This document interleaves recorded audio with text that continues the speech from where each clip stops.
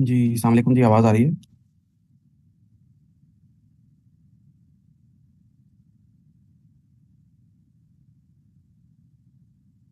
जी ठीक है जी। जी बहुत शुक्रिया जी, थैंक यू। अच्छा देखें, जिन लोगों का पेपर पास नहीं हो सकता, पता नहीं उनमें से कोई ऑनलाइन है भी या नहीं। क्यों जी, कोई है ऑनलाइन? वो कितनी जल्दी?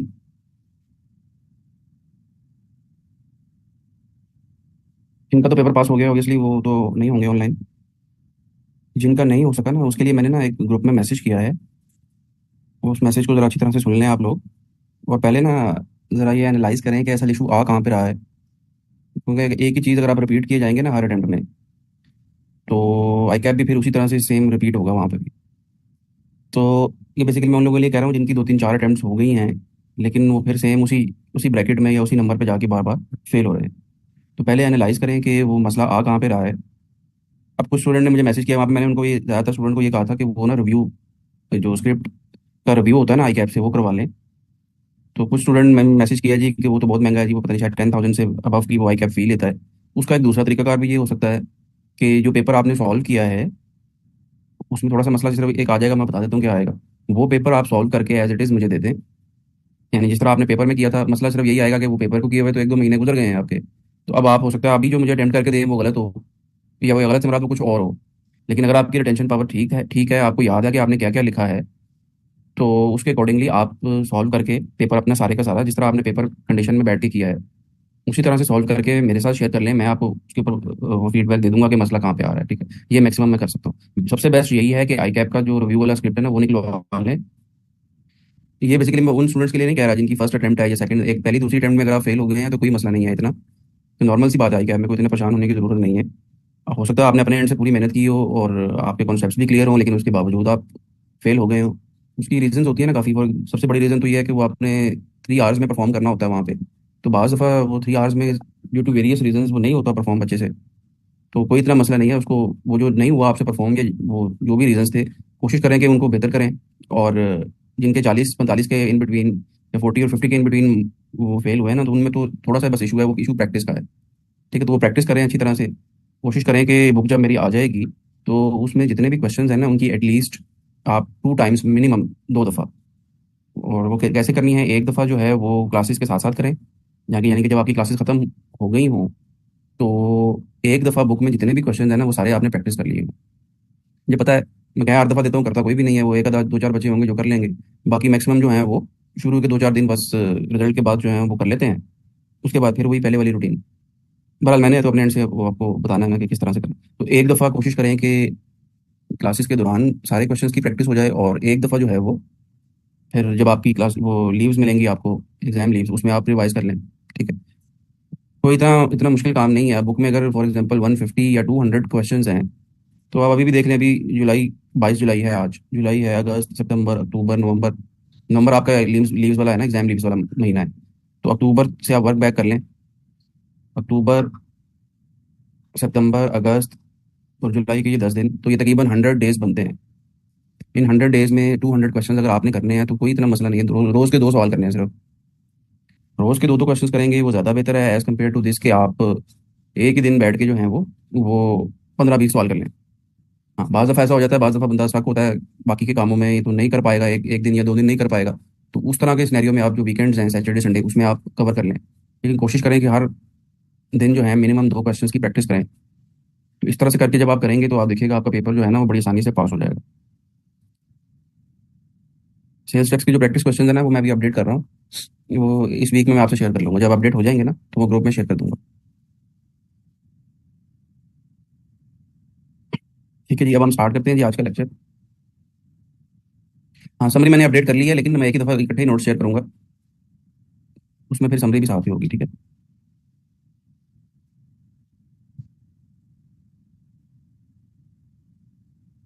तो जो चीज़ें अभी तक हम पढ़ चुके हैं जी उसमें कोई क्वेश्चन है तो बताएं इस दफ़ा। बी रिजल्ट वो मॉडरेट लेवल का ही आया है। मुझे किसी ने वो भेजा है रिजल्ट, पता नहीं वो ठीक है या नहीं है ओवरऑल। उसमें मैं हमने 450 के करीब जो है वो स्टूडेंट्स जो हैं जिन्होंने टैक्स का पेपर पास किया है। हालांकि मैंने आपको पहले भी बताया था कि इस दफ़ा जो है वो टैक्स का पेपर काफ़ी आसान आया था। ठीक है, वो मेरे ख्याल में one of the easiest paper था।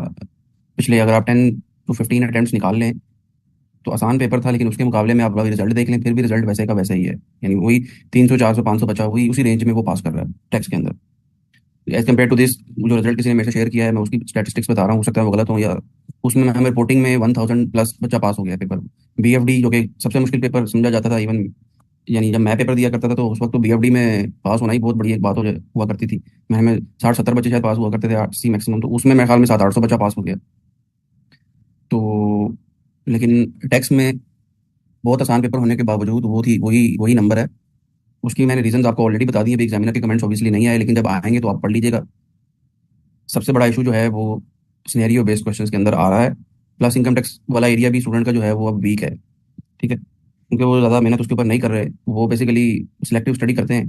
सिलेक्टिव स्टडी से मैं आगे सेल्स टैक्स पढ़ लिया और इनकम टैक्स के एक दो टॉपिक्स पढ़ लिए, और जिस तरह कैफ में करते थे ना, तो कैफ में तो एक पेट फार्मूला था ना कि दो चैप्टर जो है थ्योरी वाले रिटर्न वाले वो याद कर लो, एथिक्स वाला चैप्टर याद कर लो, सेल्स टैक्स की थ्योरी याद कर लो, एक एक न्यूमेरिकल सैलरी के कर लो, दो चार सेल्स टैक्स के न्यूमेरिकल कर लो, तो चलो जी पेपर पास हो जाएगा। वो थोड़ी सिलेक्टिव, तो इस तरह का की जो अप्रोच है ना वो यहाँ पे कामयाब नहीं है फाइनल के अंदर ना। तो वो सिलेक्टिव स्टडी स्टूडेंट करके जा रहे हैं। सेल्स टैक्स का एरिया चूंकि थोड़ा सा छोटा है, तो उसको तैयार कर लेते हैं कि वो जल्दी हो जाएगा। प्लस इनकम टैक्स में वो ज़्यादा प्रैक्टिस नहीं करते। तो और प्लस सिनेरियो बेस्ड क्वेश्चंस के अंदर प्रॉपर ड्राफ्टिंग नहीं है, स्टूडेंट्स की ड्राफ्टिंग स्किल्स नहीं है, जिसकी वजह से वही का वही रिजल्ट आ रहा है। चाहे पेपर वो आसान दे, चाहे पेपर वो यानी आसान दे, तो ये हाल है, आप देख लें कि एग्जामिनर तुला बैठा है, अगर किसी भी अटेम्प्ट में उसने वो बदले उतार के जब मुश्किल पेपर दे दिए ना जरा भी, तो ये जो नंबर है ये 450 वाला, ये 200 200 पे आ जाएगा। तो मैं डरा नहीं रहा आपको, लेकिन मैं आपको बता रहा हूँ कि अभी से आप इन चीज़ों के ऊपर जो है वो काम करें। और अभी से अगर इन चीज़ों के ऊपर काम करेंगे और उसके अकॉर्डिंगली प्रिपेयर करेंगे, तो फिर आप देखेंगे कि आपका जो पेपर है वो बड़ी आसानी से पास हो जाएगा। क्योंकि पिछली दोनों की दोनों अटेम्प्ट्स के जो पेपर हैं, यानी जब से पेपर आपका कंप्यूटराइज्ड हुआ है ना, वो पेपर बड़ा आसान आ रहा है। जब आप पूरा सिलेबस पढ़ लेंगे तो फिर आप कंपेयर कीजिएगा कि जो पिछली दो अटेम्प्ट्स के पेपर आ रहे हैं और उनसे पहले जो पेपर आया करते थे ना, उनमें बहुत ज़्यादा डिफरेंस है डिफिकल्टी के पॉइंट ऑफ व्यू से। तो फिर आपको पता ही है कैब में किसी भी अटेम्प्ट में एग्जामिनर हो सकता है चेंज हो जाए, या वही एग्जामिनर जो इतने आसान पेपर दे रहा है उसका माइंड बदल जाए कि भाई ये तो मैं इतने इतना बहुत ही आसान फीडबैक जो मुझे मिल रहा है, ये तो मिल रहा है कि ये तुम बहुत ही आसान पेपर दे रहे हो। तो उसके अकॉर्डिंगली फिर आपको प्रिपेयर रहना चाहिए।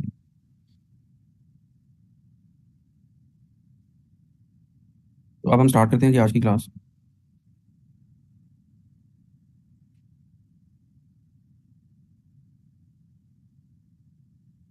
क्लास को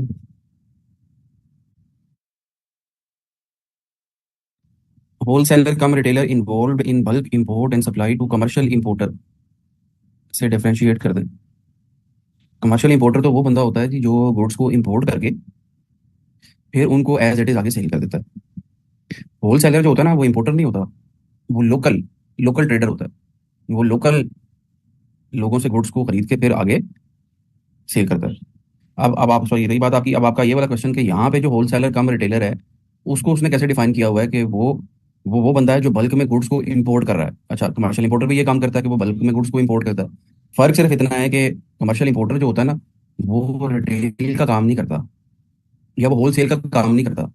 वो कमर्शियल इंपोर्टर है, उसने गुड्स इंपोर्ट की और फिर उसने आगे किसी एक पर्टिकुलर इंडस्ट्री को या एक दो चार उसके बड़े बड़े कस्टमर होंगे उनको सेल कर दिया। यहाँ पे जो होलसेलर कम रिटेलर की वो बात कर रहा है, वो बंदा है जो बल्क में इंपोर्ट कर रहा है कंज्यूमर गुड्स को और फिर उनको बल्क में होलसेल बेसिस पे भी बेच रहा है और एज अ रिटेलर के तौर पे एंड यूजर को भी बेच रहा है। ये है डिफरेंस दोनों में। जी और कोई क्वेश्चन है जी किसी का?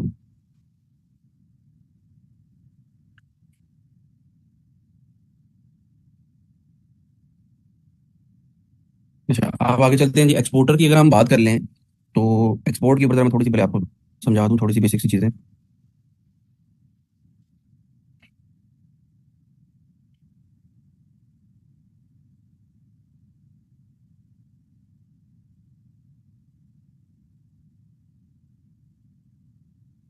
सेल्स टैक्स में ना एक टर्म आपको बार बार मिलेगी जी, उसे कहते हैं जीरो रेटिंग।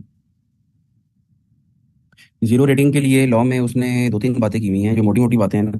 पहली तो वो ये करता है कि कोई भी गुड्स अगर आप एक्सपोर्ट करेंगे ना, तो सेल्स टैक्स का जो रेट है वो 0% होगा।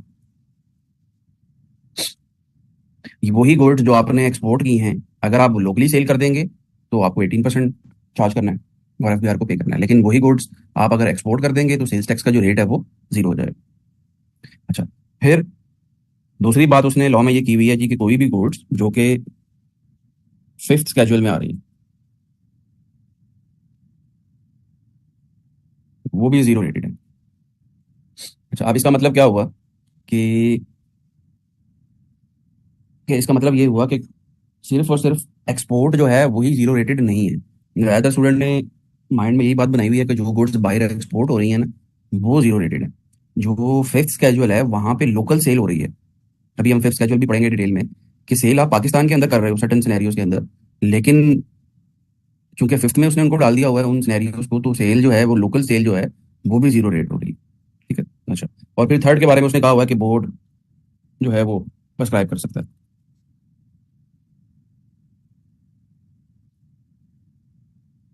तो इन तीन सिनेरियोज में जो सेल है ना वो है जीरो रेटेड। अच्छा, फिर आपको ये भी पता होना चाहिए कि जीरो रेटिंग का जो डिफरेंस है वो क्या है एग्जाम गुड से।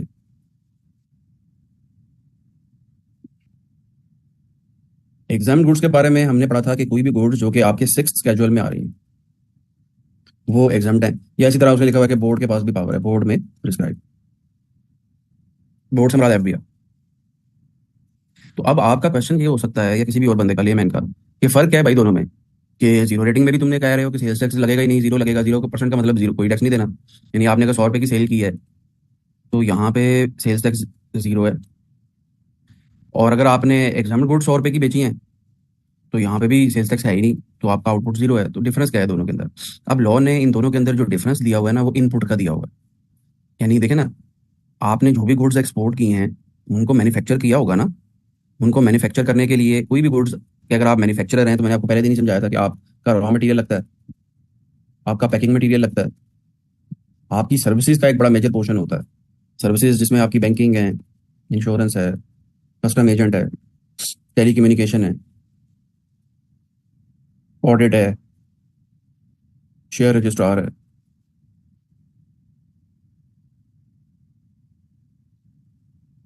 फिर आपकी ट्रांसपोर्ट है। ये ये जो मोटी मोटी सी 7-8 सी सर्विसेज मैंने लिखी है ना, ये आप किसी भी मैन्युफैक्चरर की एग्जांपल ले लें, वो ये सारी की सारी सर्विसेज अवेल कर रहा है यानी रिसीव कर रहा है, रिसिपिएंट है इन सर्विसेज का। और जब वो इन सर्विसेज का रिसिपिएंट है तो जो भी सर्विस प्रोवाइडर है वो उनके ऊपर रेलिवेंट जो भी प्रोविंस में सेल्स टैक्स है वो लगा के देता है। पंजाब है तो पंजाब में 16 है, सिंध है तो सिंध में आपको पता है कि इस दफ़ा जो रेट है वो 13 से इंक्रीज होके 15 हो गया है, और इसी तरह से केपी के और बलूचिस्तान में भी जो रेट है वो 15 है, इस्लामाबाद में 16 है। तो ये आपने सेल्स टैक्स अपने इनपुट पे किया, वहां से फिनिश गुड्स बनी और आपने सेल कर दी। जब आपने सेल कर दी तो यहाँ पे जीरो रेटिंग है, कोई सेल्स टैक्स नहीं, आउटपुट जीरो है। इनपुट का क्या होगा? लेट्स सपोज इनपुट था 10 रुपीज का, इधर भी 10 रुपीज का था। 10 रुपीज यानी ये वाले इन तीनों को जब आपने सम किया ना, रॉ मटेरियल का इनपुट था आपका 6 रुपीज का, या 6 मिलियन का, पैकिंग मटेरियल का था 2 मिलियन का, और सर्विसेज का भी 2 मिलियन का था। टोटल आपका जो इनपुट हुआ वो 10 मिलियन का हो गया। अब इन दोनों में लॉ ने डिस्टिंग्विश किया हुआ है जी, सबसे मेजर जो डिफरेंस है जीरो रेटिंग में और एग्जाम गुड्स में वो यही है कि जीरो रेटिंग जो है उस केस में जो इनपुट होता है ना उसका आ जाता है रिफंड। यानी अब आपका आप अपनी लाइबिलिटी कंप्यूट करेंगे, आउटपुट आपका जीरो, इनपुट आपका 10 है, तो आपका 10 रुपीज का रिफंड आ गया। ये आप एफबीआर से क्लेम कर सकते हैं, ये रिफंडेबल हो जाएगा। As compare to this exempted goods के केस में उसने लॉ में लिखा हुआ है कि जो इनपुट है उसका रिफंड नहीं मिलेगा, बल्कि क्या होगा जी, वो पार्ट ऑफ द कॉस्ट हो जाएगा। जी जी, एक्चुअल इनपुट। एक्सपोर्ट के केस में एक्चुअल इनपुट जो है वो रिफंडेबल है, जबकि एग्जाम के केस में जो एक्चुअल इनपुट है वो आपकी कॉस्ट का पार्ट बन जाता है। ये सबसे मेजर डिफरेंस है दोनों के अंदर। तो अब आप देखें एक,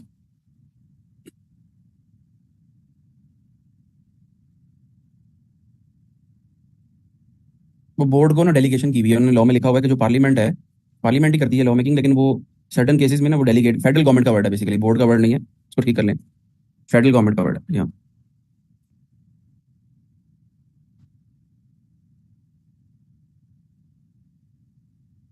फेडरल गवर्नमेंट जो है ना फिर आगे बोर्ड को डेलीगेट कर देती है, क्योंकि गवर्नमेंट तो इन कामों में नहीं पड़ेगी ना,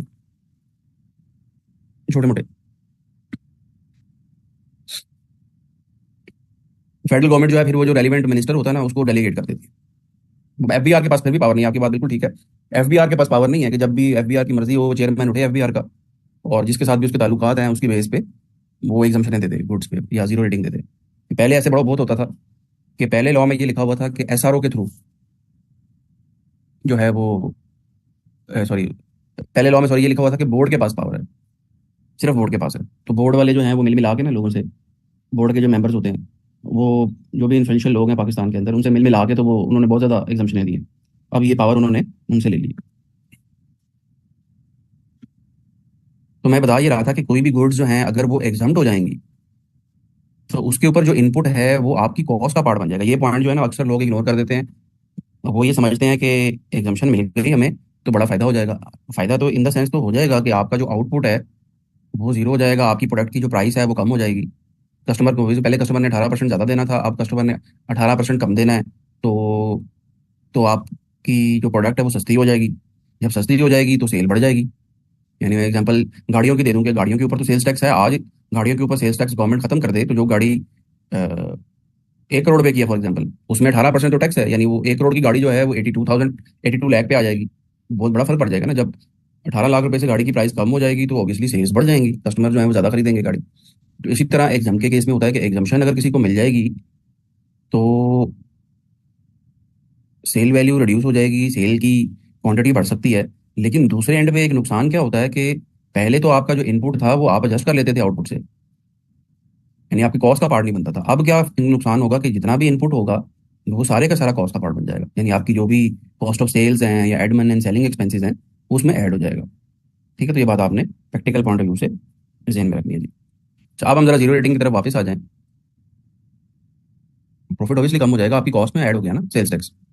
वरना मैंने आपको पहले दिन क्या बात समझाई थी कि सेल्स टैक्स जो होता है वो हमेशा जो आप पे करते हैं ना, वो जो आप अपने सप्लायर को पे करते हैं वो आप अपने कस्टमर से रिकवर कर लेते हैं आपकी पॉकेट में।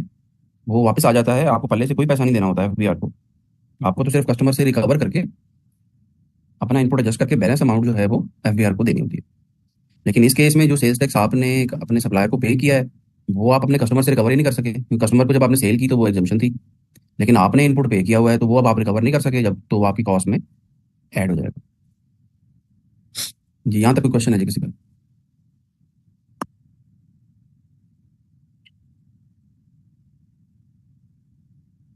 अच्छा, अब जरा जीरो रेटिंग की तरफ वापस आ जाएं कि एक बंदे की सेल्स जो हैं वो जीरो रेटेड है इन तीनों सिनेरियोज की वजह से। तो तो सेल्स जो हैं वो, आउटपुट जो है सेल्स टैक्स जो है वो जीरो है,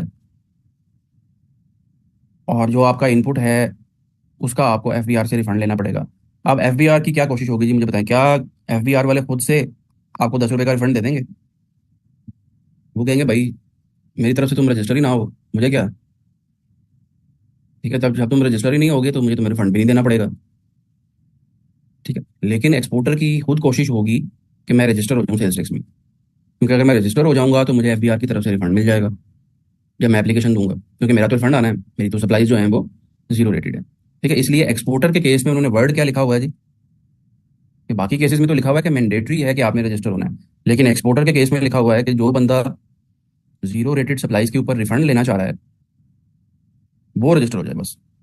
ठीक है, तो इसमें एफबीआर ने कंपेल नहीं किया, आपकी अपनी मर्जी है, रिफंड लेना है तो रजिस्टर हो जाओ, नहीं लेना तो ना हो रजिस्टर। ठीक है। अच्छा, फिर एक अगला क्वेश्चन कि एक्सपोर्ट में तो ये बात हमने समझ ली कि इस तरह से होगा, जो बंदा एग्जाम्ड गुड्स में डील कर रहा है यानी उसको तो इनपुट मिलना ही नहीं है, उसकी सप्लाईज के ऊपर आउटपुट है ही नहीं, और इनपुट उसको मिलना नहीं है क्योंकि इनपुट उसकी कॉस्ट का पार्ट बन जाना है। क्या उस बंदे को रजिस्टर होने की जरूरत है सेल्स टैक्स में? या लॉजिकली कोई जहन में बनता है? तो ये बात आपने याद रखनी है जी, ये मैंने नोट में भी लिखा हुआ है। No registration is required if importer, manufacturer, dealer, distributor, wholesaler and retailer are dealing in exempted goods, six value goods.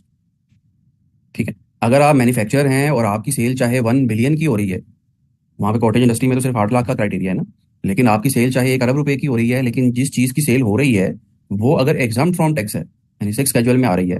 For example जो लैपटॉप्स हैं ना आपके, जो लोकली मैन्युफैक्चर्ड लैपटॉप्स हैं, इंपोर्टेड नहीं, लोकली मैन्युफैक्चर्ड, वो सिक्स कैजुअल में आ रहे हैं, उनके ऊपर सेल्स टैक्स नहीं है। तो आप अगर लैपटॉप की मैन्युफैक्चरिंग का काम करते हैं तो आप चाहे एक महीने में 1 अरब रुपए की ही सेल क्यों ना करें, आपने सेल्स टैक्स में रजिस्टर नहीं होना। ठीक है, इसी तरह जो हमने बात पढ़ी थी कि डीलर और डिस्ट्रीब्यूटर जिनके लिए मैंडेटरी है रिगार्डलेस ऑफ देयर टर्नओवर के वो सेल्स टैक्स में रजिस्टर होंगे, वो वाले डीलर और डिस्ट्रीब्यूटर हैं जो अदर देन एग्जाम्ड गुड्स में डील कर रहे हैं। कोई भी डीलर या डिस्ट्रीब्यूटर जो एग्जाम्ड गुड्स में डील कर रहा है वो लाइबल टू बी रजिस्टर्ड नहीं है। ठीक है। अच्छा, ये नोट वन में आपको ऑलरेडी एक्सप्लेन कर चुका हूँ जी कि जो बंदा ऑलरेडी रजिस्टर्ड है उसको वो बेनिफिट्स नहीं मिलेंगे जो कि सॉरी, जो बंदा लाइबल टू बी रजिस्टर्ड है वो लेकिन रजिस्टर्ड नहीं होता उसको वो बेनिफिट्स नहीं मिलेंगे जो कि रजिस्टर्ड बंदे को मिलते हैं। रजिस्टर्ड बंदे को क्या बेनिफिट्स मिलते हैं कि उसको इनपुट की एडजस्टमेंट अलाउ हो जाती है। अच्छा, फिर ये दो तीन छोटी छोटी सी टर्म्स हैं, ये अक्सर आपको बुक में मिलेंगी लिखी हुई।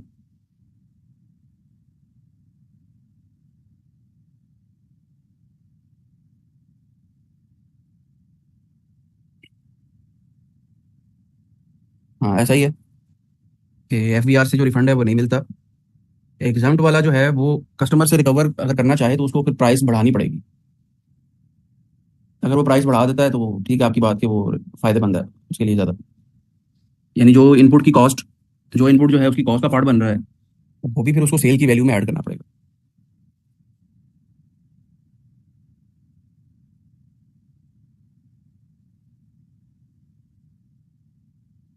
जी, आप रजिस्टर्ड लाइबल टू भी रजिस्टर्ड नहीं है। यानी अगर आपकी मॉल में किसी भी एयर कंडीशनिंग मॉल में या प्लाजा में लैपटॉप की शॉप है, लेकिन लैपटॉप की शॉप नहीं, वो तो फिर आप रिटेलर हो जाओगे ना। मैं मैन्युफैक्चरर की बात कर रहा था। अच्छा, आप ये कह रहे हो कि वो जो लैपटॉप्स हैं वो लोकली मैन्युफैक्चर्ड है और आपकी किसी मॉल में शॉप है और आप उस शॉप में वो जो लोकली मैन्युफैक्चर्ड लैपटॉप्स हैं वो बेच रहे हैं। ठीक है, फिर आपकी बात बिल्कुल ठीक है, आप लाइबल टू भी रजिस्टर्ड नहीं हो।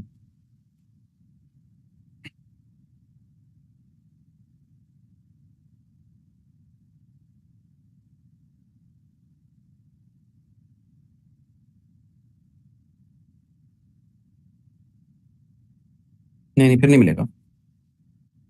जिस पीरियड तक वो एग्जाम थी उस पीरियड तक का तो जो इनपुट है वो कॉस्ट का पार्ट बनेगा। जिस मंथ से ऑनवर्ड्स वो जीरो रेट हो गई है उस मंथ से ऑनवर्ड्स आप रिफंड ले सकते हैं एफडीआर से। ठीक है। अच्छा, ये दो तीन टर्म्स हैं जी, ये आपको अक्सर मिली हुई मिलेंगी आपको अक्सर लॉ में लिखी हुई। मैन्युफैक्चरर कम एक्सपोर्टर कौन आदमी है जी? Is a person who owns or has his own manufacturing facility to manufacture or produce the goods exported or to be exported.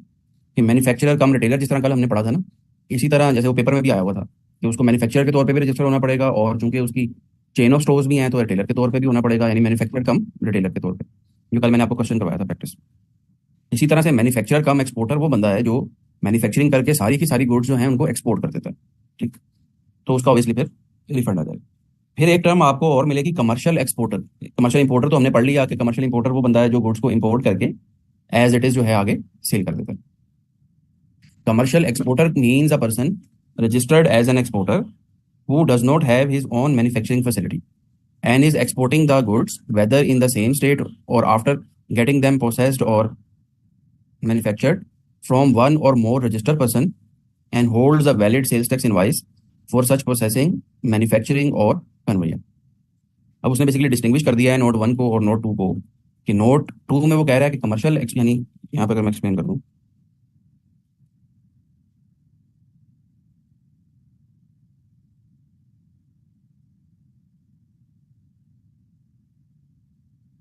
Simple सा फर्क उसने बता दिया जी। ये वाला बंदा जो है ये मैन्युफैक्चरिंग करता है और मैन्युफैक्चरिंग करके फिर आगे एक्सपोर्ट कर देता है। इसको वो कह रहा है मैन्युफैक्चरर कम एक्सपोर्टर। ये बंदा जो है ये मैन्युफैक्चरिंग नहीं करता जी अपनी, ये गुड्स परचेज करता है। लोकल गुड्स परचेज की किसी से भी और फिर उनको एक्सपोर्ट कर दिया। ठीक, काम इस तरह का काम वैसे तो बहुत थोड़ा है पाकिस्तान के अंदर, बल्कि आजकल जो हालात हैं उसमें तो हमारी जो बड़े बड़े एक्सपोर्टर हैं पाकिस्तान के वो भी ऐसा उस तरह से एक्सपोर्ट नहीं कर पा रहे। ठीक है, क्योंकि एक्सपोर्ट के अंदर कंपटीशन बहुत ज़्यादा है आपके नेबरिंग कंट्रीज़ का, इंडिया का, आपका चाइना ऑब्वियसली है, बांग्लादेश है। बांग्लादेश स्पेशली टेक्सटाइल में। और बांग्लादेश में जो इनपुट कॉस्ट है या इंडिया में या श्रीलंका वगैरह में वो एज़ कम्पेयर टू पाकिस्तान बहुत कम है। ठीक है, पाकिस्तान में तो आपको पता है कि जो बिजली का यूनिट है वही नहीं मान आजकल जो हालात बन गए हैं। यानी जब इतनी महंगी बिजली होगी, 60-70 रुपए का सिर्फ रेजिडेंशियल बिजली का यूनिट है, तो कमर्शियल यूनिट तो पता नहीं कितने का होगा। यानी 80-90-100 रुपए का कमर्शियल यूनिट आपका एक बिजली का है। तो तो ऑब्वियसली फिर आपकी प्रोडक्ट की प्राइस ज़्यादा हो जाएगी, जब हालांकि सेल्स टैक्स नहीं है एक्सपोर्ट के ऊपर। और इन्होंने एक्सपोर्टर्स को और भी बहुत ज़्यादा इंसेंटिव दिए हुए हैं। लेकिन जब आपकी बिजली की वजह से, सबसे बड़ी रीज़न बिजली है, जब आपकी बिजली की वजह से आपकी इनपुट कॉस्ट इतनी ज़्यादा हो जाएगी, तो आप कैसे बांग्लादेश से, जहाँ पे मेरे हाल में 10-15 रुपए की है बिजली, बांग्लादेश से या इंडिया से या श्रीलंका से या चाइना का तो क्वेश्चन नहीं है, उनसे कैसे कम्पीट कर सकते हैं? ठीक है, इसी वजह से हमारी जो एक्सपोर्ट्स हैं, आप उठा के देख लें, पिछले कई सालों से, 10-15 सालों से स्टैगनेंट है, उसी रेंज में है। वही 2-4-5 अरब ऊपर नीचे हो जाती हैं, महर में $30 अरब के करीब है। क्यों जी, यही नंबर है या कोई आइडिया है किसी को? पिछले साल की जो हमारी एक्सपोर्ट्स थी वो कितनी थी?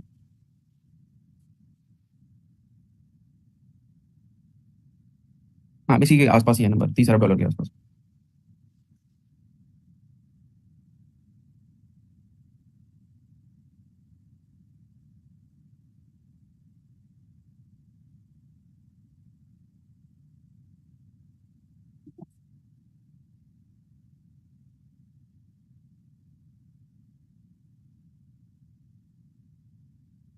अच्छा, इसके बाद आगे चलते हैं जी, यहाँ तक कोई क्वेश्चन है किसी का तो बताएं।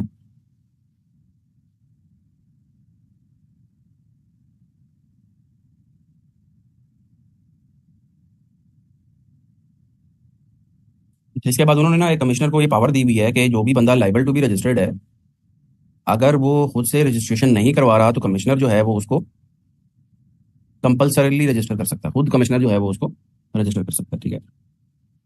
अच्छा, फिर ये एक पेनल्टी है जी, ये अगेन सेक्शन 33 अपने पास नोट कर लें, कल हमने एक पेनल्टी पढ़ी थी वो इंटीग्रेशन वाली, कि अगर आप एज अ टीयर 1 रिटेलर के तौर पे इंटीग्रेट नहीं करते तो दो पेनल्टीज हमने डिस्कस की थी। एक तीसरे वाली पेनल्टी आ रही है जी, कि if a person liable to be registered fails to make an application for registration, he shall pay a penalty of rupees 10,000 or 5% of the amount of the tax involved, whichever is higher. इसी तरह वो conviction वाली बात है जी, moreover if he fails to get registration within 60 days of the commencement of the taxable activity, be liable upon conviction by a special judge to imprisonment for a term which may extend to 3 years or fine which may extend to an amount equal to the amount of tax involved or with both।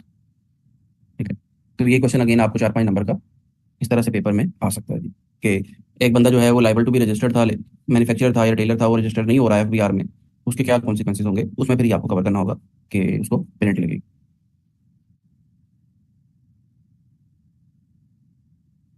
अच्छा, आखिरी ये जो note number 5 है, ये हमने last lecture में भी पढ़ा था कि बोर्ड के पास पावर है कि वो जनरल ऑर्डर इशू करके ना, अच्छा अब ये जनरल ऑर्डर क्या होता है, ये मैं आपको ना लॉ से पढ़ा देता हूँ।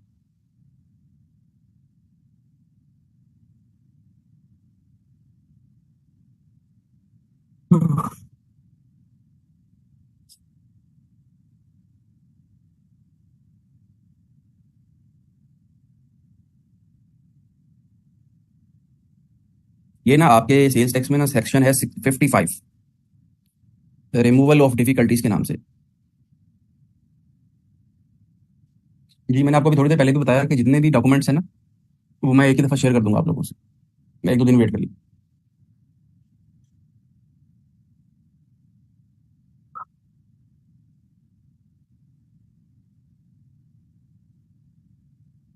अच्छा, तो मैं ये बता रहा था कि ये एक सेक्शन है आपके सेल्स टैक्स के लॉ के अंदर, रिमूवल ऑफ डिफिकल्टीज के नाम से, जिसमें वो कहता है जी, if any difficulty arises in giving effect to the provisions of this act or the rules made or notifications issued thereunder, board may through a general order or otherwise issue instructions or directions not inconsistent with the provisions of this act for such actions to be taken by an officer of inland revenue or any other person.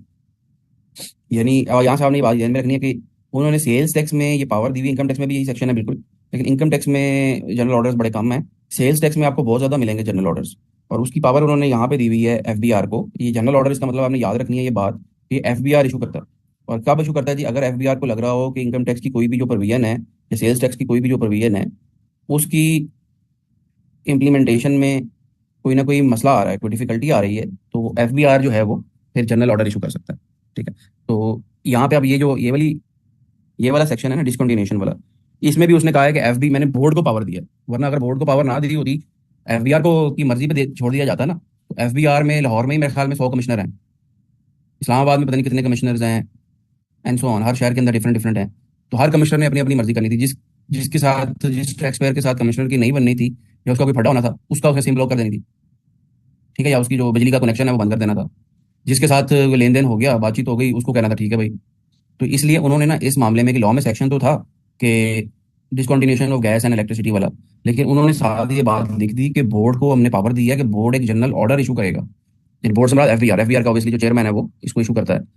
तो वो जो general order होगा ना, उसमें जिस जिस बंदे का भी नाम आ रहा होगा ना, उसका जो है वो गैस का या बिजली का कनेक्शन खत्म हो जाएगा। ठीक है।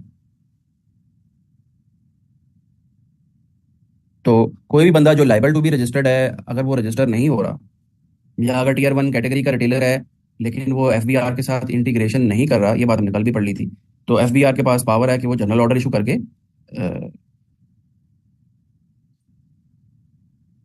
उनका इलेक्ट्रिसिटी का और बिजली का जो कनेक्शन है वो डिस्कनेक्ट कर सकता है। ठीक है। ये मैं नीचे लाया था, सभी ये सेक्शन दिया हुआ है, ये जरा पढ़ लें ये वाला सेक्शन सभी लोग। इसमें कोई क्वेश्चन है तो बताएं यहाँ तक।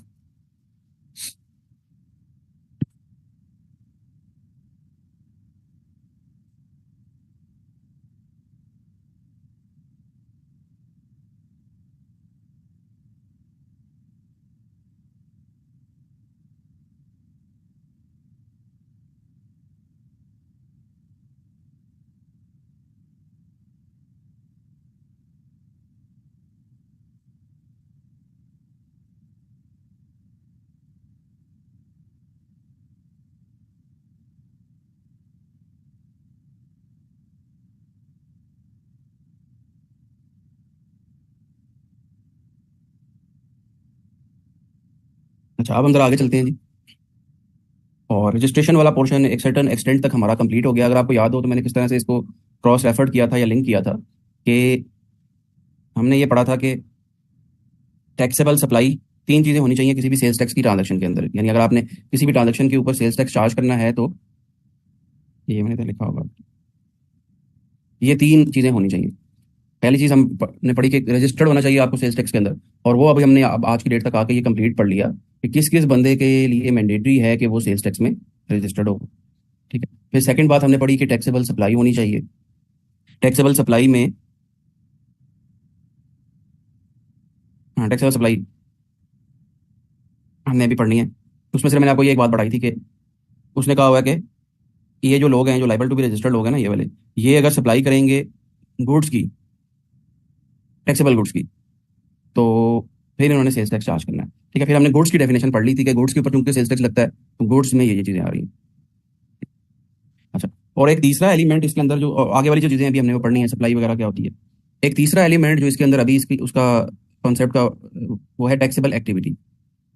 कि अगर आप टैक्सेबल एक्टिविटी नहीं कर रहे तो फिर सेल्स टैक्स की चार्जेबिलिटी नहीं होनी, चाहे आप रजिस्टर्ड हैं, चाहे आप जिन गुड्स को सेल कर रहे हैं वो टैक्सेबल हैं।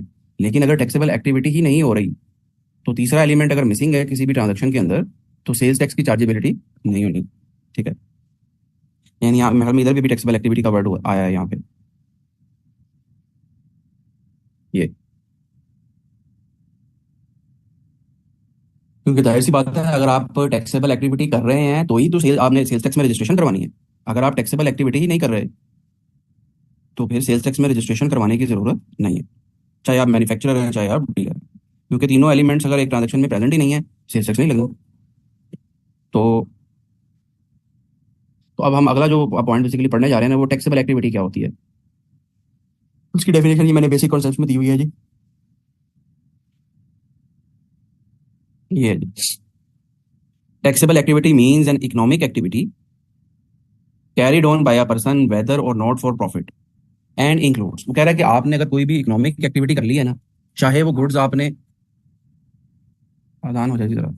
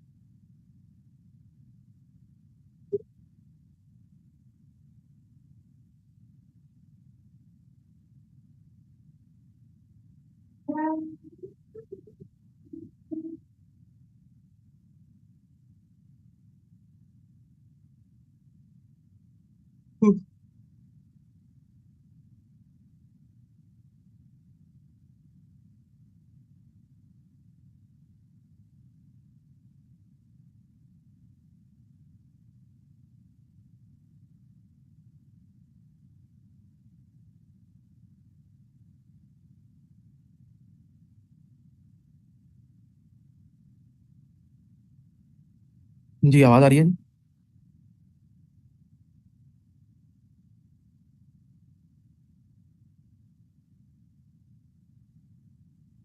वो कह रहे हैं जी कि आप कोई भी इकोनॉमिक एक्टिविटी अगर करोगे ना, चाहे आप ऑब्जेक्टिव जो है वो प्रॉफिट कमाना है चाहे प्रॉफिट कमाना नहीं, यानी मिसाल के तौर पे आप एक मैन्युफैक्चरर हो केमिकल्स के।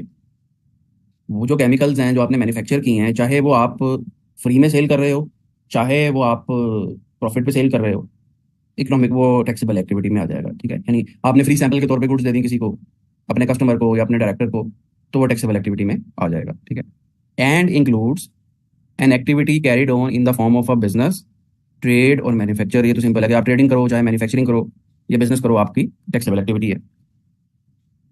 N activity that involves the supply of goods, rendering of services, और बहुत, चाहे गुड्स बेचो चाहे सर्विसेज रेंडर करो। One of adventure or concern in the nature of trade के। अच्छा, इसकी मैंने नीचे एग्जांपल अब इस दफ़ा इंक्लूड की हैं ये बुक के अंदर।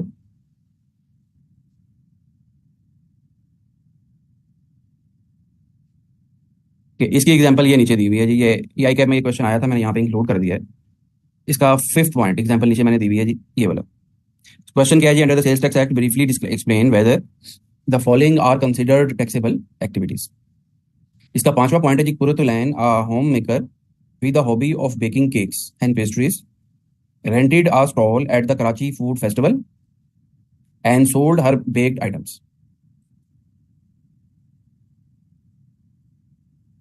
अगर आप इसकी तरफ आने से पहले, इसका ना एक फोर्थ पॉइंट में ना कुछ नेगेटिव लिस्ट भी आ रही है कि बट डज नॉट इंक्लूड।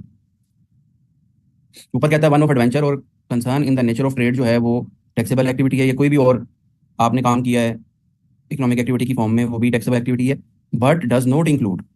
उसमें ये पॉइंट है जी, an activity carried on by an individual as a private recreational pursuit or hobby. कि आपकी अगर कोई हॉबी है या कोई तफरी पर्पज़ के लिए कोई आपका कोई काम आप कर रहे हैं, तो वो जो है वो टैक्सेबल एक्टिविटी नहीं होगी। ठीक है, लेकिन ऊपर वो कह रहा है कि अगर आपने जो काम किया है वो वन ऑफ है, जैसे आप नीचे इस एग्जांपल में देखें कि उसका उसकी हॉबी तो ये थी कि वो केक्स वगैरह को बेक करती थी और या पेस्ट्रीज वगैरह को। उसने अब काम क्या किया कि उसने एक फूड फेस्टिवल के अंदर एक स्टॉल रेंट कर लिया, रेंट पे ले लिया, और फिर वहां से वो बेक्ड आइटम जो है वो बेचनी शुरू कर दी। अब ये एक आधी दफा ही हुआ होगा ना, जब तक वो स्टॉल, वो फूड फेस्टिवल हो रहा है। One of adventure or concern है, लेकिन इन द नेचर ऑफ ट्रेड है, क्या हो जाएगा, टैक्सेबल एक्टिविटी हो जाएगी। ठीक है, इसका अगर आप आंसर पढ़ें पांचवे वाला।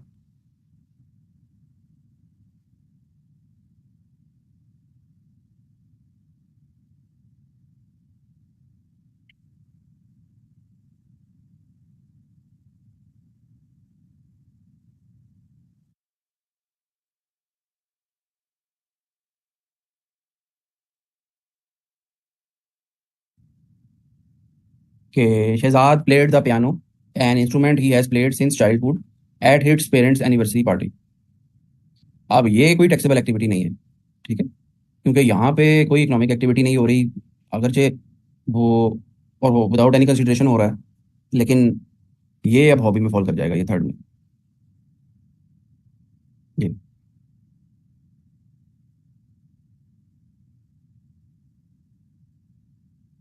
तो इसके ऊपर ऐसा नहीं होगा कि आप ये कहें कि भाई ये जितने जितनी की भी ये इसकी रेम्यूनरेशन बन रही है, अगरचे उसने कोई पैसे चार्ज नहीं किए, लेकिन किसी हम बाहर के किसी सिंगर को बुलाते ये पियानो के लिए, तो वो हमसे 1 लाख रुपए चार्ज करता, तो इसको भी 1 लाख रुपए के ऊपर सेल्स टैक्स देना है।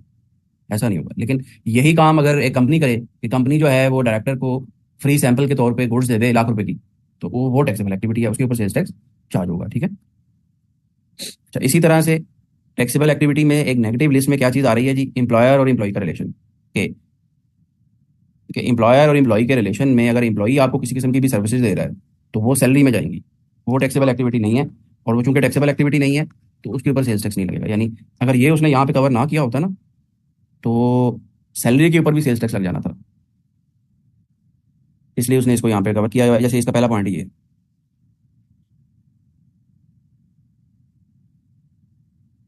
तो ये टैक्सेबल एक्टिविटी नहीं है।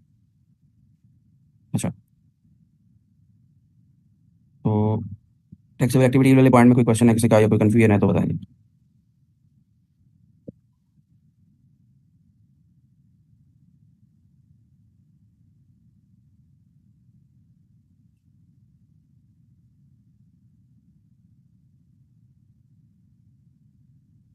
ठीक है जी, अब हम अगर कोई क्वेश्चन नहीं है किसी का भी, तो अब हम ब्रेक कर रहे हैं 15 मिनट्स की। बाकी की बातें जो है वो ब्रेक के बाद करते हैं।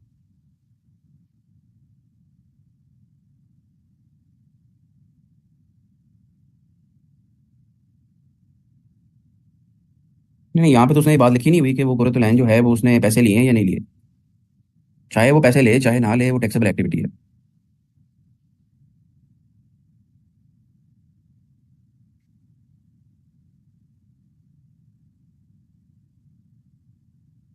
यानी जो चीज़ आपकी हॉबी है, उसको अगर आप ट्रेडिंग में कन्वर्ट कर लेते हो ना, चाहे वो वन ऑफ ही क्यों ना हो। यानी आपकी हॉबी है स्टैम्प्स वगैरह कलेक्ट करना, लेकिन कोई एक आधी एग्जीबिशन हो रही है और उस एग्जीबिशन में जाके जो स्टैम्प्स वगैरह आपने कलेक्ट किए हैं ना, वो आपने सेल कर दी जाके। तो आप ये नहीं कह सकते कि भाई ये तो मेरा वन ऑफ एडवेंचर था, मैंने एक ही दफ़ा बस बेचे हैं, और ये मेरी हॉबी थी, ये मैं कलेक्ट करता था, ये कोई मेरा बिजनेस थोड़ी है। तो ये टैक्सेबल एक्टिविटी में नहीं आएगा। वो कह रहा नहीं, चाहे वो आपकी हॉबी है, अगर वन ऑफ एडवेंचर है तो वो टैक्सेबल एक्टिविटी में आ जाएगा, प्रोवाइडेड कि उसकी जो नेचर है वन ऑफ एडवेंचर की, वो ट्रेडिंग होनी चाहिए। ठीक है। पियानो वाली कौन सी? ये इसमें ट्रेडिंग कहाँ हो रही है बताएं। उसने अपने पेरेंट्स की जो एनिवर्सरी थी उस पे पियानो प्ले किया है। ये क्या इसकी नेचर ट्रेडिंग की है? कोई ट्रेडिंग कर रहा है, वो बेच रहा है, कोई सेल परचेज कर रहा है। जबकि जो ये फूड वाला पॉइंट था, इसमें उसने जाके ट्रेडिंग की है ना, स्टॉल लगा के बेचा है ना। ठीक है जी, बाकी की बातें जो है हम ब्रेक के बाद करते हैं।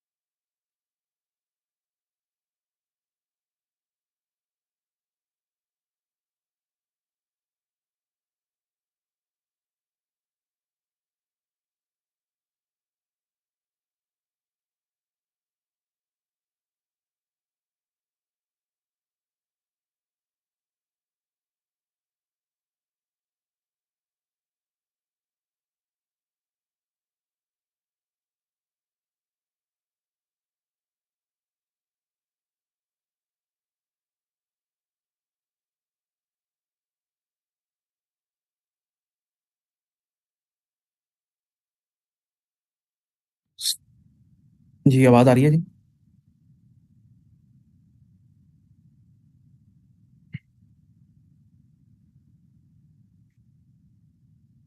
अच्छा आगे चलते हैं जी जरा।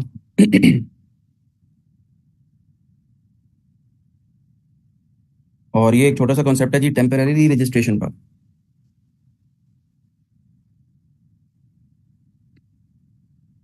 अच्छा इसकी जरा बैकग्राउंड समझ लें कि ये टेम्पररी रजिस्ट्रेशन का कॉन्सेप्ट क्यों लॉ में दिया गया है कि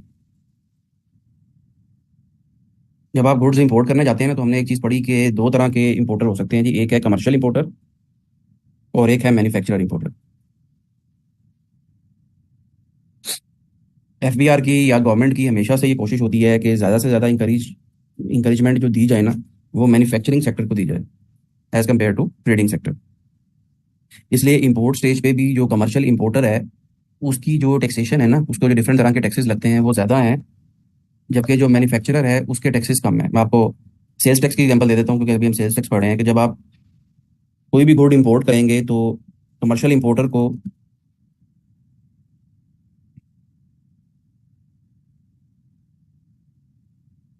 18% सेल्स टैक्स देना होता है। ये नॉर्मल रेट है। और एक एडिशनल टैक्स भी लगता है जी जिसे वैट कहते हैं, वैल्यू एडिशन टैक्स। वैल्यू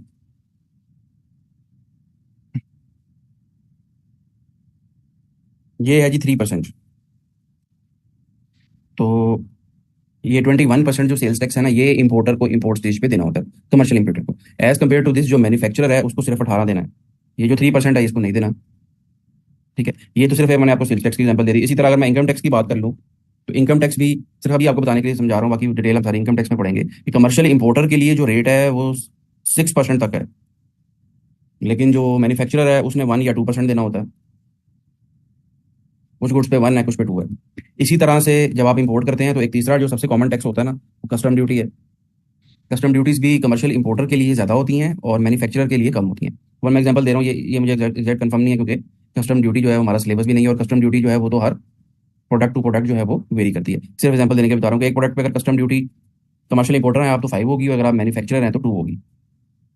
तो अब अगर आप देख लें कि कमर्शियल इंपोर्टर को जो है 3% इधर एडिशनल देना पड़ रहा है, तकरीबन 4% इधर एडिशनल देना पड़ रहा है और 3% इधर एडिशनल देना पड़ रहा है। यानी 10% जो है वो कमर्शियल इंपोर्टर जो है वो ड्यूटीज एंड टैक्सेस की मद में ही ज़्यादा दे देता है।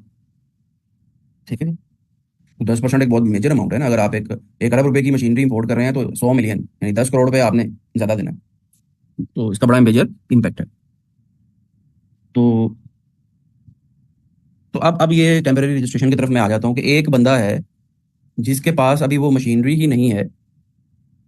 जी जी, इकोनॉमी को सपोर्ट करने के लिए कि चूंकि मैन्युफैक्चरर है तो मैन्युफैक्चरिंग से वो सारा का सारा एम्प्लॉयमेंट जनरेशन होती है, और मैन्युफैक्चर से रिलेटेड जितनी भी इंडस्ट्री होती है ना वो सारी फिर ग्रो करती है। जबकि जो ट्रेडर है वो तो आपको पता है उसने अपनी बस सेल परचेज करके प्रॉफिट कमा लेना है, और उसके 2 4 एम्प्लॉय होते हैं सारे। अच्छा, तो मैं अब इसको टेम्परेरी रजिस्ट्रेशन से लिंक करने लगा था कि एक मैन्युफैक्चरर, एक बंदा है सॉरी, जिसने मैन्युफैक्चरिंग करनी है, लेकिन मैन्युफैक्चरिंग करने के लिए पहली दफ़ा मशीनरी इंपोर्ट भी तो करनी है ना बाहर से। मिसाल के तौर पे आप जो हैं वो मोबाइल की मैन्युफैक्चरिंग करना चाह रहे हैं। अब आपके पास वो मशीनरी नहीं है जिससे आपने मोबाइल मैन्युफैक्चर करने हैं, तो वो मशीनरी आप पहले फर्स्ट टाइम बाहर से इंपोर्ट करोगे ना। अब जब आप फर्स्ट टाइम बाहर से इंपोर्ट करने जाओगे, कस्टम वाला तो कहेगा भाई तुम तो मैन्युफैक्चरर ही नहीं हो अभी। जब तुम मैन्युफैक्चरर ही नहीं हो तो मुझे ये कमर्शियल इंपोर्टर वाले सारे के सारे टैक्सेस दो।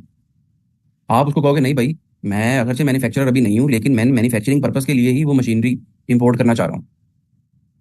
तो कस्टम वाला नहीं मानेगा, ठीक है, अनलेस के लॉ में कोई प्रोविजन अवेलेबल हो। उस सिचुएशन को कैटर करने के लिए उन्होंने लॉ में ये प्रोविजन दे दी है टेम्परेरी रजिस्ट्रेशन की। वो आपको temporary as a manufacturer register कर लेता है। अगर आप मैन्युफैक्चरिंग नहीं कर रहे, आप तो सिर्फ वो मशीनरी इंपोर्ट करने जा रहे हो जिससे मैन्युफैक्चरिंग होनी है फ्यूचर में, लेकिन वो आपको temporary as a manufacturer register कर लेगा। उसका फायदा क्या होगा कि ये जितनी भी ड्यूटीज एंड टैक्सेज हैं वो आपको कम देने पड़ेंगे। ठीक है जी। Temporary registration shall be allowed for 60 days to a person who have who files the application for sales tax registration as manufacturer without having installed the machinery for the purpose of import of machinery to be installed by him। ठीक है। अच्छा, अब कुछ लोग जो हैं इसमें भी 2 नंबरी कर सकते हैं कि वो उनको पता चले कि यार ये एक तरीका कार है, तो वो इस तरह से इस तरीका कार को अपना के एफबीआर को जो है वो रिसीव कर दें कि भाई एफबीआर को 2 नंबरी से मैं दिखा देता हूँ कि भाई ये लिख के देना है ना, तो मैं इसको लिख के दे देता हूँ कि भाई मैं तो मैन्युफैक्चरिंग करूंगा इस मशीनरी से। लेकिन जब वो मशीन और ड्यूटीज एंड टैक्सेस जो हैं 10% की वो सेव कर लेता हूँ, लेकिन कल को जब मशीनरी आएगी मैं बेच दूंगा, एफबीआर को क्या पता। इस तरह का काम लोगों ने किया है। तो ऐसी दो नंबरी को रोकने के लिए उन्होंने साथ फिर एक और प्रोविजन लॉ में दे दिया है कि भाई ये जो डिफरेंशियल अमाउंट है ना, ये जितने की टैक्स की सेविंग हो रही है, सेल्स टैक्स में तो ऑब्वियसली सेल्स टैक्स की बात करेगा वो, लेकिन ओवरऑल तो सबकी पूरी अमाउंट की ही लेते हैं, यानी इसकी बात करेगा वो सेल्स टैक्स में, कि ये जो 3% की तुम्हें सेविंग हो रही है ना, इसका तुमने मुझे एक पोस्ट डेटेड चेक दे देना है। पोस्ट डेटेड चेक का मतलब कि आज की डेट पे तुमने मुझे चेक काट के दे देना है, और आज 22 जुलाई है तो तुमने मुझे 15 अगस्त का चेक काट के दे देना है। 15 अगस्त तक तुमने मुझे सर्टिफिकेट देना है, या तुमने मुझे, मैं वेरीफाई करूंगा कि जो मशीनरी तुमने इंपोर्ट की थी वो इंस्टॉल हो गई है और उसकी मैन्युफैक्चरिंग स्टार्ट हो गई है या नहीं हो गई। अगर तो हो गई है तो पोस्ट डेटेड चेक जो है तुम्हें वापस हो जाएगा। लेकिन अगर वो मशीनरी तुम्हारे पास ना हुई, तुमने इंस्टॉल नहीं की, बेच दी है, यानी मुझे एविडेंस नहीं दे सके इंस्टॉलेशन का और मैन्युफैक्चरिंग का, तो फिर ये जो तुमने 2 नंबरी करके जो ड्यूटी बचाई थी ना, उसको सेफगार्ड करने के लिए मैंने तुमसे पोस्ट डेटेड जो चेक लिया हुआ था ना, वो मैं कैश करवा लूंगा। ठीक है, तो वो ये प्रोविजन है ये। Post dated check equal to the differences in duties and taxes to be availed as manufacturer shall be provided to the custom authorities। अच्छा, फिर एक बंदा अगर टेम्परेरी रजिस्टर हो गया, अब जब वो रजिस्टर हो गया ना, तो अब रजिस्टर्ड बंदे को बेनिफिट पता क्या होता है? बेनिफिट उसके बेसिकली कस्टमर को होता है। कस्टमर को कैसे बेनिफिट होता है कि आपने परचेजेस की हैं रजिस्टर्ड बंदे से।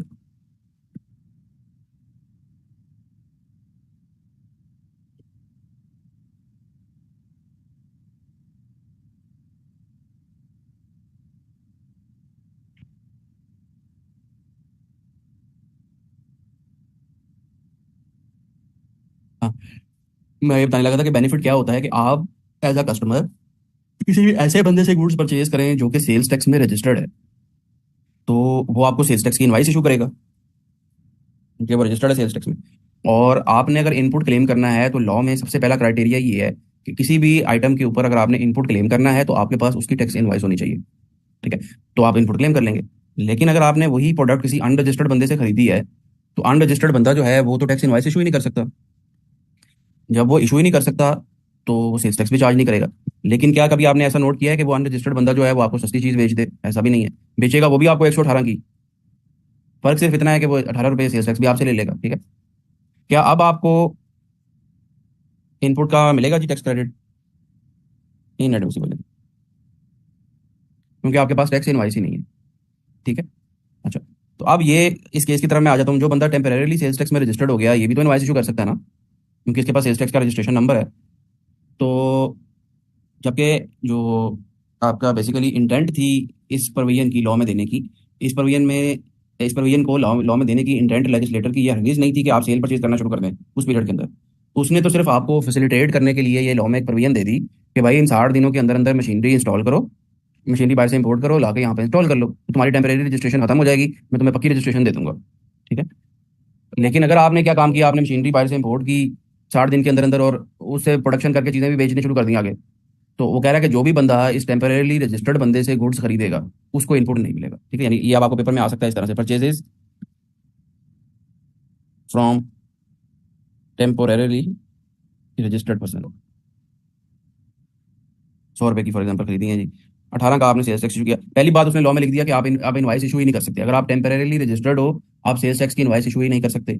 दूसरी बात लिख दी, अगर आपने कर भी दी है तो जिस बंदे के पास वो इनवाइस होगी वो इनपुट क्लेम नहीं कर सकता। ठीक है जी, ये बात यहाँ पे। यहाँ तक बताएं जी, कोई क्वेश्चन है किसी का या कोई कंफ्यूजन है, वरना हम आगे चलते हैं।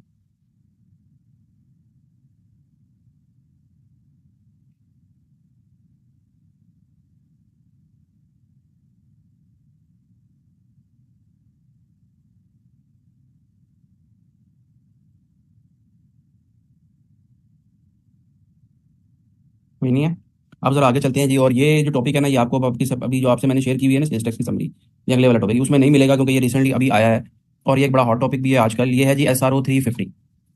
ये रजिस्ट्रेशन से रिलेटेड FBR ने कुछ अमेंडमेंट्स की हैं और एक SRO इशू किया है जी, SRO 350। 2024 में ये मार्च 7 2024 में ये SRO इशू हुआ है। और इसमें उन्होंने बड़ी मेजर कुछ अमेंडमेंट्स की हैं रजिस्ट्रेशन के रूल्स के अंदर, सेल्स टैक्स की रिटर्न फाइलिंग के अंदर, और इस तरह की चीज़ों के अंदर। ये मैं आपको बताया यार, मैं 1-2 दिन में कर लूंगा शेयर, 3-4 दफ़ा बता चुका हूँ। अच्छा, तो अब वो जो चेंजेस क्या आई हैं जी SRO 350 के अंदर, आप आजकल शायद मीडिया पे भी सुन रहे होंगे कि क्योंकि इसके अंदर बड़ी सीवियर किस्म की कंडीशंस हैं और वो अक्सर लोगों से उनकी कंप्लायंस नहीं हो पा रही। जब उसकी कंप्लायंस नहीं हो पा रही तो वो लोग कोर्ट में गए हुए हैं, और अब इवन आजकल एक पिछले 2 3 4 दिनों से न्यूज़ आने भी शुरू हो गई है कि अक्सर जो हाई कोर्ट्स वगैरह हैं वो इसके ऊपर स्टे भी दे रहे हैं, एएसआरओ के ऊपर। बहरहाल दो हमारा टॉपिक नहीं है, हमने तो जो लॉ में प्रोविजन जो अवेलेबल है वो पढ़नी है। स्टेज 2 मिलता है नहीं मिलता वो प्रैक्टिकल पॉइंट ऑफ व्यू से रेलिवेंट है। तो अब ये जो अमेंडमेंट्स की गई हैं एसआरओ 350 के थ्रू, ये इसमें मेजर मेजर क्या है जी? सेल्स टैक्स का रूल है जी, रजिस्ट्रेशन के रूल्स हैं। वहां पे उन्होंने बताया हुआ है कि अगर आपने सेल्स टैक्स में रजिस्ट्रेशन करवानी है तो आपने ये डॉक्यूमेंट्स देने हैं। ठीक है, आपने बिजली का बिल देना है, आपने अपने बैंक अकाउंट की डिटेल देनी है, आपने और दो चार और डॉक्यूमेंट्स, अपने बिजनेस प्रेमिसेस की तस्वीर उतार के दे देनी है मुझे। ठीक है, इस तरह की दो चार रिक्वायरमेंट्स हैं वहाँ पे दी हुई हैं। वो आप होता क्या था कि आप वो डॉक्यूमेंट्स वगैरह जो है वो सारे दे देते थे, तो आपको रजिस्ट्रेशन सिस्टम से ऑटोमेटिकली आप सेल्स टैक्स में रजिस्टर हो जाते थे। अब उन्होंने ये एक रिक्वायरमेंट लगा दी है जी इंडिविजुअल के ऊपर, एओपी के ऊपर और single member company other than manufacturer. तीन चीजें बात याद रखिएगा, तीन बंदे हैं। इंडिविजुअल के लिए है ये एसआरओ 350, एओपी के लिए है, और कोई भी ऐसी कंपनी जो सिंगल मेंबर है अदर देन मैन्युफैक्चरर यानी ट्रेडर है। बाकी जो नॉर्मल कंपनीज हैं जो वैसे मैन्युफैक्चरिंग कर रही हैं या ट्रेडिंग कर रही हैं और सिंगल मेंबर नहीं है, उनके ऊपर ये एसआरओ एप्लीकेबल नहीं है। लेकिन चूंकि ये इसके ऊपर आजकल बहुत ज़्यादा डिस्कशन हो रही है, मैंने इसको समरी में कवर कर दिया है सारी चीज़ों को इसके ऊपर, और ये पेपर में भी एग्जामिनर आपसे सिनेरियो बेस्ड क्वेश्चन के अंदर 4 5 नंबर का पूछ सकता है। इन तीनों के लिए उन्होंने अभी लॉ में एक रिक्वायरमेंट दे दी है कि आपने बैलेंस शीट भी देनी है साथ, जिसमें आपने अपना कैपिटल भी बताना है, आपने अपने एसेट्स और लाइबिलिटीज भी बतानी है। ठीक है, होता क्या था कि लोग क्या करते थे कि सेल्स दिखा दी बहुत ज़्यादा, बिजनेस कैपिटल थोड़ा सा दिखाया हुआ है, सेल्स दिखाई हुई है बहुत ज़्यादा, ये लोन है ही नहीं, लेकिन सेल्स बहुत ज़्यादा हो रही हैं, परचेजेस बहुत ज़्यादा हो रही हैं, बैंक अकाउंट में पैसे ही नहीं है। तो आपको पता है ना ये सारी चीज़ें आपस में इंटरलिंक्ड होती हैं ना। आपकी अगर परचेजेस हो रही हैं तो बैंक या तो आपका बैंक आउट हुआ होगा या आपके पेबल इंक्रीज हुए होंगे। आपकी अगर सेल्स ज़्यादा हो रही हैं तो या तो आपके बैंक अकाउंट में पैसे आए होंगे, बैंक अकाउंट आपका इंक्रीज हुआ होगा, या आपके रिसीवेबल का बैलेंस इंक्रीज हुआ होगा। काउंटिंग तो डबल एंट्री है ना। तो अब ये इंडिविजुअल एओपी और ये जो कंपनी सिंगल वाली थी ना, ये दोनों नंबरियां बहुत कर रही थे, फेक इन्वाइसेस इशू करके रिफंड्स वगैरह ले लेते थे लोगों से। इस इन चीज़ों को बेसिकली कैटर करने के लिए उन्होंने कह दिया कि भाई अब ये मस्ट है कि आपने अपनी बैलेंस शीट सबमिट करनी है along with assets and liability, ताकि मैं देख लूँ कि भाई तुम्हारा तुम्हारा बैंक अकाउंट कितना है, कितना बैलेंस है तुम्हारे बैंक के अंदर, तुम्हारी परचेजेस कितनी है, तुम्हारे अकाउंट्स पेबल और रिसीवेबल में क्या रिकन्सिलिएशन आ रही है, वो सारी चीज़ें। ऑब्वियसली एक जो नॉर्मल, जैसे आप चार्टर्ड अकाउंटेंट है, जब कल को आप भी इंशाल्लाह बन जाएंगे सर्टन टाइम पीरियड के बाद, और फिर सर्टन ऑडिट्स वगैरह के बाद आपको बैलेंस शीट को पढ़ के जनरली मोस्टली चीज़ों का आपको आइडिया हो जाया करेगा किसी भी बिजनेस के बारे में। ठीक है, उन चीज़ों का भी आपको आइडिया हो जाएगा जो एक नॉर्मल लेमैन को नहीं होता, क्योंकि बैलेंस शीट को पढ़ना भी एक आर्ट है। हो सकता है मोस्टली मोस्टली लोग जो है आप में से अभी उसको अभी भी समझ लेते हो। तो इसी तरह एफबीआर का भी उन्होंने कहा कि जो कमिश्नर है एटलीस्ट इतना तो उसका लेवल है कि उसको जब बैलेंस शीट किसी भी बिजनेस की सबमिट की जाए तो उसको आइडिया हो जाएगा कि क्या हो रहा है इस बिजनेस के अंदर। तो इसलिए उन्होंने ये रिक्वायरमेंट लगा दी। अच्छा, फिर क्या होता था पहले, एक सेकंड जी सर।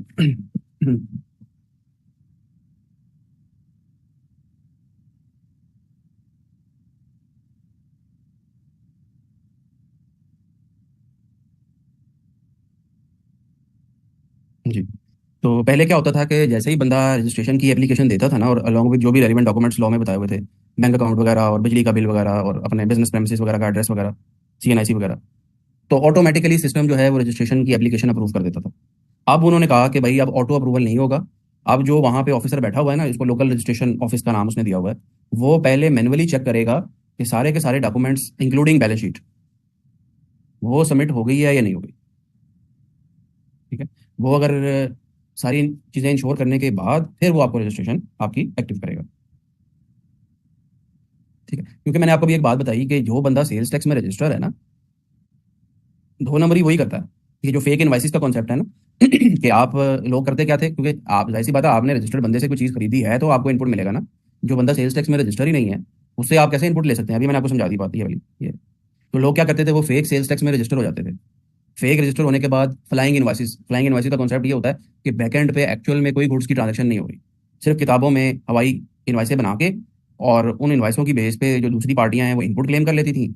उनका आउटपुट होता नहीं था या आउटपुट बहुत कम होता था, उनका रिफंड आ जाता था, और वो जो रिफंड है वो एफबीआर से मिल मिला के पैसे दे दू के तो वो रिफंड एफबीआर से ले लेते थे। ठीक है, तो इस तरह की जो सारी 2 नंबरियां हो रही थी ना, इसको कैटर करने के लिए बेसिकली ये एसआरओ आया है 350। ये हमारे लोग ही हैं जो ये सारी 2 नंबरियां करते हैं।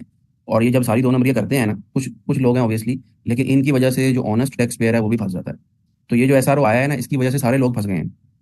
इवन जो कंपनियां हैं वो भी फंस गई हैं। कैसे फंस गई हैं मैं आपको अभी समझा देता हूँ थोड़ी देर में। लेकिन बहरहाल ये अभी फिलहाल लॉ के अंदर अवेलेबल है। अच्छा, फिर आपका जो क्वेश्चन है आयशा, उसका जवाब इससे अगले वाले में है कि ये जो प्रोविजन है ये नए लोगों के लिए भी है, और जो बंदा ऑलरेडी रजिस्टर्ड है उसको भी उसने कह दिया है ये।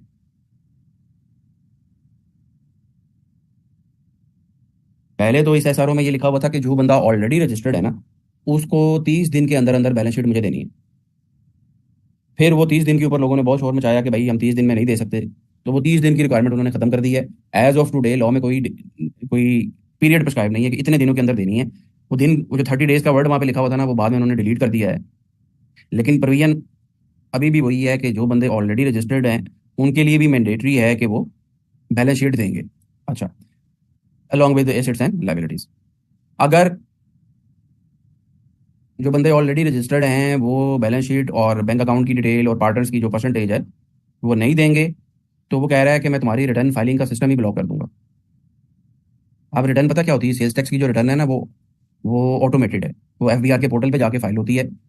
तो जो बंदा ये डिटेल नहीं दे रहा ना बैलेंस शीट, जब वो अपनी रिटर्न की सबमिशन पे जाता है ना, सबमिट का बटन दबाने लगता है, तो साथ ही नोटिफिकेशन आ जाता है कि भाई तुम्हारी तो बैलेंस शीट ही नहीं है, पहले बैलेंस शीट दो फिर तुम रिटर्न सबमिट कर सकते हो।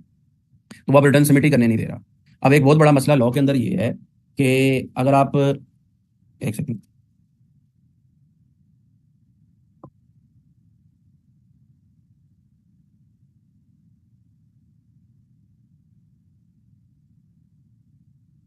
कि अगर आप 2 कंसेक्टिव मंथ्स की रिटर्न फाइल ना करें ना, तो आप सेल्स टैक्स में नॉन एक्टिव हो जाते हैं। ठीक है, जब आप सेल्स, जैसे इनकम टैक्स में फाइलर और नॉन फाइलर का कॉन्सेप्ट है ना, इसी तरह सेल्स टैक्स में भी है। तो अब जब आप अपनी रिटर्न ही 2 महीने की फाइल नहीं कर सकेंगे, पोर्टल पे ऑटोमेटिकली ब्लॉकेज हो जाएगी, तो आप इनएक्टिव हो जाएंगे। जब आप इनएक्टिव हो जाएंगे तो आप जो इनवाइस इशू करेंगे, जिस बंदे को इशू करेंगे उसको इनपुट नहीं मिलेगा, तो आपका पूरे का पूरा बिजनेस जो है वो डिसरप्ट हो जाएगा। ठीक है, तो ये एक मसला आ रहा है कि वो उन्होंने कहा है कि भाई अगर तुम नहीं दोगे तो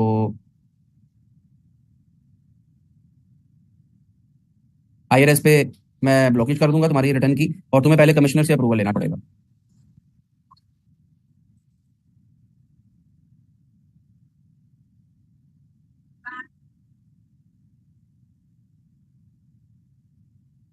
ये सॉरी, ये in case of failure the registered person will require authorisation from commissioner through IRS for filing of the return. ठीक है, कमिश्नर से अप्रूवल लो, कमिश्नर अप्रूवल देगा फिर तुम अपनी आईआरएस में रिटर्न फाइल कर सकते हो, वरना नहीं होगी तो आप इनएक्टिव हो जाएंगे। मैंने आपको समझा दिया। अच्छा, फिर पहले क्या होता था कि जो बायोमेट्रिक वेरिफिकेशन थी ना, वो सिर्फ एक ही दफा होती थी। जब आपने सेल्स टैक्स की रजिस्ट्रेशन की एप्लीकेशन दी, आपको एक दफा वहां पे जाके बायोमेट्रिक वेरिफिकेशन करवानी होती थी, जो भी ओनर होता था। अब उन्होंने एक और रिक्वायरमेंट लगा दी है जी कि जो भी बंदा सेल्स टैक्स में रजिस्टर्ड होगा ना, जो भी बंदे से मराद इंडिविजुअल, एओपी और single member company other than manufacturer, उस पर यह रिक्वायरमेंट लगा दी है कि उन्होंने हर साल जुलाई में जाके बायोमेट्रिक वेरिफिकेशन करवानी है नादरा से। ठीक है, ताकि वो जो फेक लोग रजिस्ट्रेशन करवा के एक आधे साल में करा के भाग जाते थे, वो उनको पकड़ा जाए। जी, आवाज़ आ रही है जी? कोई मसला तो नहीं है? अच्छा,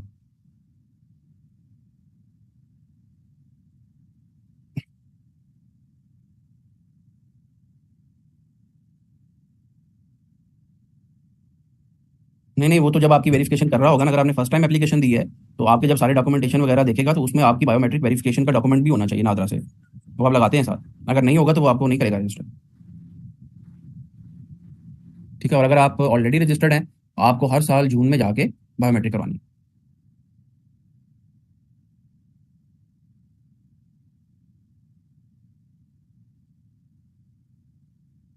अच्छा, इस तरह के प्रैक्टिकल मसले मसाइल तो आएंगे, वो ऑब्वियसली हमारा सब्जेक्ट मैटर नहीं है। अच्छा, आगे चलते हैं जी। फिर वो कहता है जी अ पर्सन विल बी, अब ये एक बड़ा इंपॉर्टेंट पॉइंट है जी, a person will be required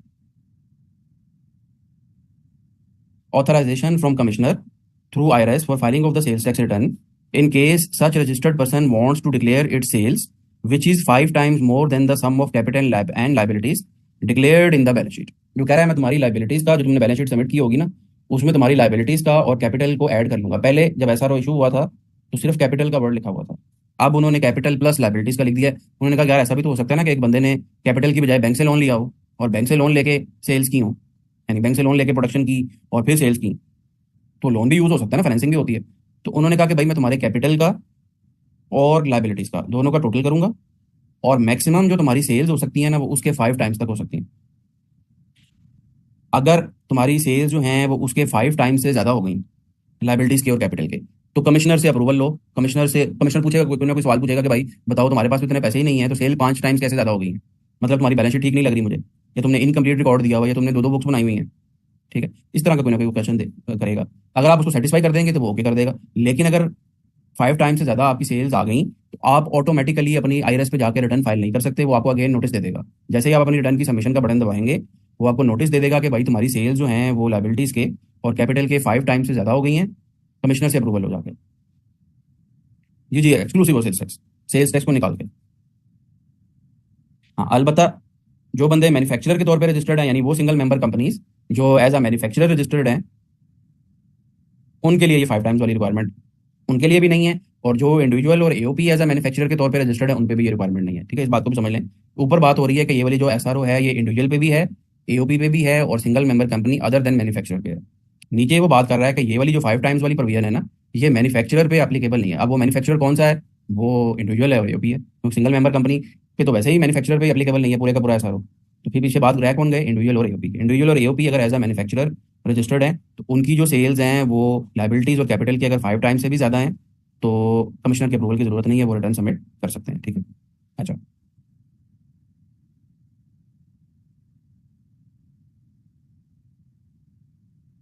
अच्छा, ये अगले वाली बात जो है ना, ये थोड़ी लंबी सी है। ये अगली वाली चारों प्रोविजन थोड़ी सी डिटेल्ड हैं, इस पर थोड़ा सा टाइम लग जाएगा। तो ये वाली जो यहाँ से ऑनवर्ड्स है ना, फिर कल होपफुली कल तक मैं आपसे नोट्स भी शेयर कर लूँगा सारे। तो ये यहाँ से ऑनवर्ड्स आगे जो है वो हम कल डिस्कस करेंगे। ठीक है, आज का लेक्चर हमारा इतना ही है। कोई क्वेश्चन है किसी का तो बताएं।